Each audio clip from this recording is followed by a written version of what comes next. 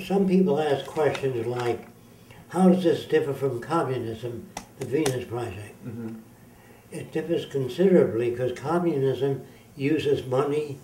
It has armies, navies, banks. We don't have any of those things. It has social stratification, the commissars and all. Mm-hmm. We don't have that. And we don't have the value system it has. So it's a very different system. It's using high tech, and it has no government.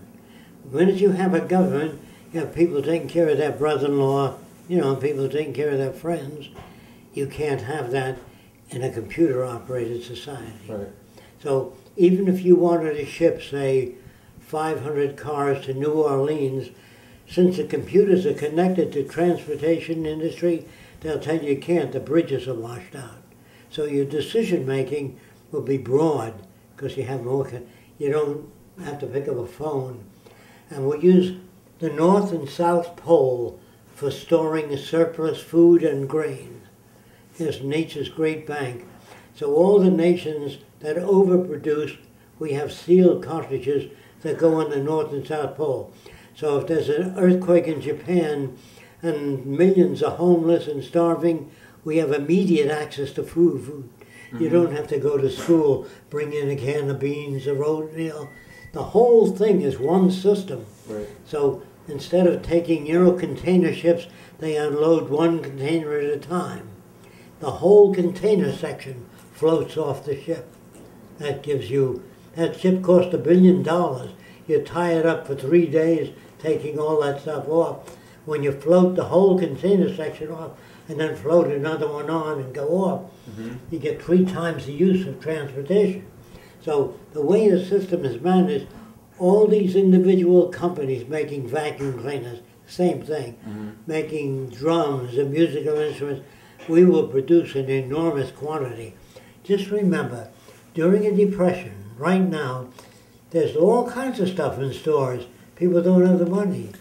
So if you just produce goods and services and kids go back to college and study whatever they want to study, not what you to become a doctor so right. you have a lot of money, you'll have access to anything you want. Mm-hmm. For example, the medical books will be self-updating by laser beam unless you put hold on it. Mm-hmm.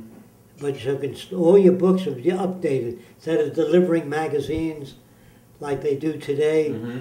you will have a screen of automated publication. For example, you'll have a window shade that comes down in front of your TV set. All the news of the day is printed on it. Then you take it off and read it, hang it back up. It's erased by infrared. And you, instead of these kids delivering newspapers, mm-hmm. cutting down your forest, Wasteful. there's no information out there. And so I'm not interested in patching up this society. I like to change the whole thing because we're running out of time. It isn't machines that are poisoning the oceans and the air, it's man. Mm-hmm. It isn't machines that drop bombs on cities, it's people in an airplane. It isn't guided missiles, they're guided by people. So don't turn your anger against the machines. Mm-hmm. They are built a certain way, and men use them in the wrong way. Where you got these ideas, the human body? Yes, mostly from the human body. If the brain said, I do all the thinking, I want most of the nutrients, then the lungs would say, wait a while, if I don't oxygenate the blood, you would die as a brain. So the brain says, what do you need? Everything you need. All the nutrients, everything. Then the liver would say, if I don't filter the blood, both you guys would die. So all the organs of the body get whatever they need. If you had a free enterprise system in the body, you'd die in about an hour. Do you understand the point? Use these examples. Run this up there, because I read about a girl in Reader's Digest. She said she was about to get in an airplane and she didn't know, but something came over her. Mm-hmm. And she didn't get on, and 150 people were burned alive. It crashed. So she said, Jesus saved me. And 45 years ago, she was going to speak at the Hollywood Presbyterian Church. So I went there, and she's explaining all this to the congregation. And when she got through, they stood up and said, "How wonderful, God bless you, Jesus save you." So I walked right up to the pulpit and said, "He didn't want you, he wanted 150 people." See, who the hell are you to signal yourself out? Christians are so simple, you know. And I waited outside the church to see what would happen. And they came out and they shook my hand. Silence over the whole church. Because the people say, there was a whole school bus full of kids and they were burned and Jesus saved my kid. You know, they project their own values into things. Leave that area alone. You don't know enough about it. So I changed people. Then 2 Catholic priests came to my seminars. They came for about 3 weeks. Then they said, "Jacque, there are things other than the material world that you don't know anything about. You're just talking making the world a better place." So I said, "Like what? What material? What spiritual things?" They said, "Well, they know a woman in Palm Springs," I was in California then, "that has the power of telekinesis." You know what that is? Moving objects without touching them. I said, "Father, don't tell me about it. Take me there." Because most people are not qualified observers. So they called her up and said, "Can Jacque come there and see this?" She said, "Yes," but I said, "Tell her that I will check it out when I'm there. Otherwise, I don't want to go if I can't check it out." She says, "Of course you can check it out." She was very nice. So I came to her home and she put this big vase on the table and it was moving down the table. She was just staring at it. The lights were on, everything. So I took my fountain pen, which was made of metal, and I moved it along the table and I got a buzz in the pen. And I peeled off the veneer and she had a bell buzzer upside down with 4 rubber shock mounts so you wouldn't feel the vibration.